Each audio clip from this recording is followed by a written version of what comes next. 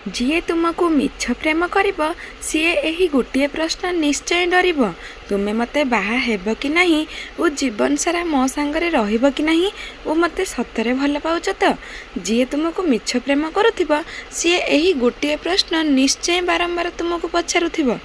ଯେବେ ତୁମେ କାହା ପାଇଁ ବୋଝ ହେବାକୁ ଲାଗିବ ତାଠାରୁ ଦୂରେଇ ଯାଅ, କାରଣ ବୋଝ ହୋଇ ବଞ୍ଚିବା ଅପେକ୍ଷା ସ୍ମୃତି ହୋଇ ମନେ ରହିବା ବହୁତ ଭଲ ହୋଇଥାଏ। କେବେ କାହାକୁ ଜାଣିବାକୁ ଦିଅନି ଯେ ତୁମେ ଭିତରୁ ଭାଙ୍ଗି ଯାଇଛ ବୋଲି, କାହିଁକି ନା ଏଠି ଭଙ୍ଗା ଘର ଇଟାକୁ ବି ଲୋକ ଉଠେଇ ନେଇଯାଆନ୍ତି। ଯଦି ଏମିତି କେହି ତୁମ ଜୀବନରେ ଅଛି ଯିଏ କେବଳ ତୁମର ଦରକାର ଥିଲେ କଲ୍ କରେ, ସ୍ୱାର୍ଥ ସରିଗଲେ ପୁଣି ଭୁଲିଯାଏ, ତାଙ୍କୁ କଲ୍ ଆସିଲେ କିଛି ବି ଭାବନି, କଲ୍ଟିକୁ ସିଧା କାଟି ଦିଅନ୍ତୁ। କାହାର କେବଳ ବ୍ୟବହାରରେ ଆସିବା ଠାରୁ ତାଠାରୁ ଦୂରେଇ ଯିବା ବହୁତ ଭଲ ହୋଇଥାଏ। ଦୁଇ ଜଣଙ୍କର ଇଂରାଜୀରେ ଗୋଟିଏ ସଂଖ୍ୟାକୁ ଝଗଡ଼ା କରୁଛନ୍ତି, କିଏ କହୁଛି ଏହା 6 ଆଉ ଜଣେ କିଏ କହୁଛି ଏହା 9 ବୋଲି। ଯେତେବେଳେ କି ଦୁଇ ଜଣ ଯାକ ଠିକ୍ କହୁଥିଲେ, ବାସ୍ ଭୁଲ ଥିଲା ବୁଝାବଣାର। କେହି ଅନ୍ୟ ସାଇଡ଼ରୁ ଦେଖିବାକୁ ଚାହୁଁନଥିଲେ, ବାସ୍ ଅନ୍ୟକୁ ଭୁଲ ଦେଖାଇବାକୁ ଚେଷ୍ଟା କରୁଥିଲେ। ବେଳେବେଳେ ଆମେ ଠିକ୍ ହୋଇଥାଉ ଆଉ ସାମ୍ନାବାଲା ବି ଠିକ୍ ହୋଇଥାଏ। କଥା ହେଉଛି ଆମ ତାଙ୍କୁ ବୁଝିବାକୁ ଚେଷ୍ଟା କରିନଥାଉ, ତାଙ୍କ ଦୃଷ୍ଟିକୋଣକୁ ଜାଣିବାକୁ ଚେଷ୍ଟା କରିନଥାଉ, ସେଥିପାଇଁ ଠିକ୍ଟା ଆମେ ପାଇଁ ଭୁଲ ହୋଇଯାଇଥାଏ। ଯେବେଠୁ ତୁମେ କାହାକୁ ଅତି ନିଜର ବୋଲି ଭାବି ପ୍ରେମ କରିବାକୁ ଚେଷ୍ଟା କରିବ, ସିଏ ହିଁ ପ୍ରକୃତରେ ତୁମକୁ ତାଠାରୁ ଦୂରେଇବାକୁ ଚେଷ୍ଟା କରିବେ। ସମସ୍ତଙ୍କର ନିଜର ଗୋଟିଏ ସ୍ୱତନ୍ତ୍ର କାହାଣୀ ଥାଏ, ସମସ୍ତେ ନିଜ କାହାଣୀରେ ସୁଖ ଭୂମିକା ବି ନିଭେଇଥାନ୍ତି। ଇଏ ଏପରି ଏକ ସହର ଯିଏ ଜାଣେ କିଏ କିପରି ଥାଏ, କିନ୍ତୁ ନିଜର ଦୁଃଖକୁ କେହି କେବେ ପ୍ରକାଶ କରିନଥାଏ। କୂଳରେ ବସି ନଦୀର ଗଭୀରତା ମାପିବା ହୁଏନି, ସଭିଏଁ କାହାକୁ କେବଳ ଦେଖେଇବା, କିଛି ଶୁଣିବା, କିଛି ଭଲ କରିବା ବି ହୋଇଥାଏ। ଆରେ ତାର ନିଜର ସ୍ୱତନ୍ତ୍ର ଜୀବନ ଅଛି, ତାର ସ୍ୱତନ୍ତ୍ର ବିଧାରଣା ଅଛି, ତାର ଜୀବନରେ କିଛି ସ୍ୱତନ୍ତ୍ର ନିୟମ ଅଛି। ତାକୁ ଖରାପ କହି ନିଜକୁ ଖରାପର ପରିଚୟ ଦିଅନ୍ତୁ ନାହିଁ। ତୁମେ ଠିକ୍, ଏହାର ଅର୍ଥ ସିଏ ଭୁଲ ହୋଇ କେମିତି? ତୁମେ ତ ତା ସ୍ଥାନରେ ନାହଁ ନା, ତୁମେ ତମ ସ୍ଥାନରେ ଅଛ। ଯିଏ ଏଠି ଲୁହ ପିଇ ହସିବାର ଅଭିନୟ କରୁଛି ତ କିଏ କହିପାରିବ ସିଏ ହସଟାକୁ ବି ପାଖରୁ ଦେଖିଛି? ବନ୍ଧୁ, ଏଠି ସବୁ କିଛି ଭୁଲ।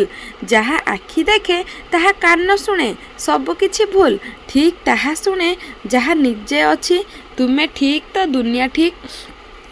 ଯେବେ କେହି ଆପଣଙ୍କ ଠାରୁ ଦୂରେଇ ଯିବାକୁ ଚାହୁଁଛି ନା, ସିଏ ପ୍ରଥମେ କଥା ହେବା କମ୍ କରିଦେବ, ଛୋଟ ଛୋଟ କଥାରେ ଝଗଡ଼ା କରିବା ଆରମ୍ଭ କରିଦେବ, ବିନା କାରଣରେ ବିଜି ରହିବା ଭଳି ଅଭିନୟ କରିବ, ମେସେଜର ଲାଷ୍ଟ ରିପ୍ଲାଏ ଦେବ।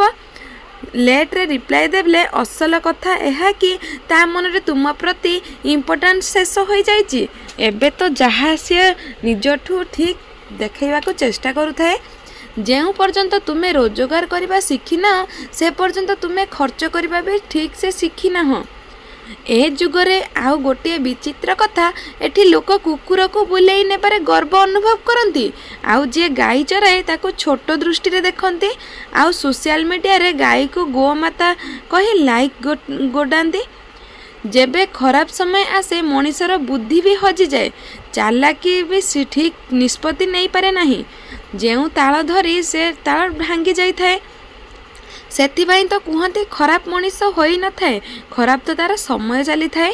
ସତ ପ୍ରେମରେ ବିବାହ ବାଧ୍ୟତାମୂଳକ ନୁହେଁ, କିନ୍ତୁ ମିଛ ପ୍ରେମରେ ବିବାହର କଥା ଡରିବାର କାରଣ ହୋଇଥାଏ। ବେଳେବେଳେ ମଣିଷ ନିଜ ଇଚ୍ଛାରେ ବଦଳି ନଥାଏ, ମିଳୁଥିବା ଦୁଃଖ କଷ୍ଟ ଆଉ ସମୟ ତାକୁ ବଦଳାଇବା ପାଇଁ ବାଧ୍ୟ କରିଦେଇଥାଏ। ଦୁହେଁ ଦୁହିଁଙ୍କର ଭୁଲ ନ ଗଣି ସବୁ ମୁହୂର୍ତ୍ତରୁ ତାଙ୍କ ପାଇଁ ଉତ୍ସର୍ଗ କରିନେବା ହିଁ ପ୍ରକୃତରେ ଭଲ ପାଇବା ହୋଇଥାଏ। ଯିଏ ଭାଗ୍ୟରେ ନଥାଏ, ସବୁଠାରୁ ଅଧିକ ପ୍ରେମ ତା ସହିତ ହିଁ ହୋଇଥାଏ। ଜୀବନରେ କେବେ କାହା ଉପରେ ଦୌଡ଼ନି ଫ୍ରେଣ୍ଡସ୍, ତା ମନରେ ତୁମ ପ୍ରତି ଭଲ ପାଇବା ନ ଆସିବା ଯାଏ ଅନ୍ୟମାନଙ୍କ ସାମ୍ନାରେ ତୁମର ଆତ୍ମସମ୍ମାନ ନିଶ୍ଚୟ ଚାଲିଯାଇଥାଏ। କାହା ସହ ସବୁଦିନ କଥା ହେଲେ ପ୍ରେମ ତ ହୋଇଯାଇନଥାଏ, କିନ୍ତୁ ଅଭ୍ୟାସ ନିଶ୍ଚୟ ହୋଇଯାଇଥାଏ। ଏକୁଟିଆ ସେତେବେଳେ ଅନୁଭବ ହୁଏ ଯେବେ ଆମେ ଏକାନ୍ତରେ ଥାଉ, ଏକୁଟିଆ ତ ସେତେବେଳେ ଅନୁଭବ ହୁଏ ଯେବେ ଆମେ ଅଣଦେଖାରେ ଥାଉ। मनीष हारी दुखी होता है किंतु प्रेम हारी गले खुशी होई न थाए। जीवन में बंचा हेले निजर दुख कष्ट को निजे ही तुलेबा पड़ी थाए। कहा आगे दुख कष्ट कहले कहीं केवे खुशी होई न थाए। जीवन में अनेक आगु को जीवार अच्छी तो एते कष्टरू आज भांगी पड़ा कहीं। जीवन में जदि क्या भल पाउचंती ताकू जीवन सारा भल पातु कहीं आज आकु काली ताकू भल पाइबाकू केवे पुरुषत्व कह जाई न थाए। सबु प्रेमर कहानी सिंदूर होई न थाए। किछि प्रेम बहिर डायरी रे भी लुचि जाई थाए।